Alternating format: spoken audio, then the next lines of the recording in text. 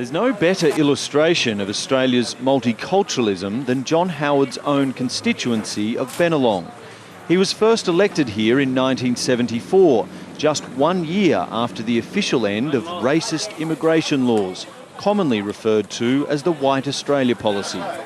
Now Bennelong has a diverse mix of Chinese, Korean and Indian migrants. $10 mangoes here, $10 special price. It's also now a marginal seat, so John Howard desperately needs every vote. Danny Lim won't be supporting him. He says the Prime Minister has too much baggage from his past treatment of migrants and asylum seekers. And now, they play the Muslim card. It's so immoral. I'm ashamed to be an Australian when I say that. Jason Koh is the editor of a Korean newspaper produced in the heart of Bennelong. He says many Asian migrants remember John Howard's old policies well, particularly his call to slow Asian migration in 1988, and also his reluctance to criticise the racist views of xenophobic politician Pauline Hanson in '96. I believe we are in danger of being swamped by Asians. They felt they were betrayed or frustrated by Mr. Howard. Yeah, they didn't see much leadership in their senses.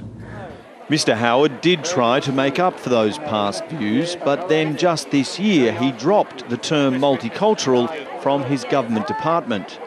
Mr. Koh says despite obvious attempts to attract Asian voters in Bennelong, many still feel neglected.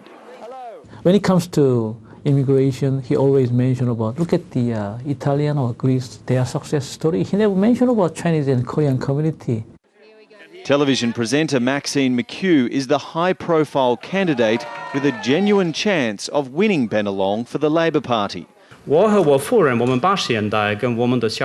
helps that Labor leader Kevin Rudd speaks Mandarin. The fact that he speaks fluent Mandarin is definitely I think one of the reasons why I'll be voting for him.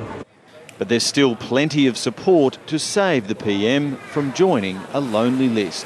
Only one sitting Prime Minister has ever suffered the indignity of losing his own seat at an election.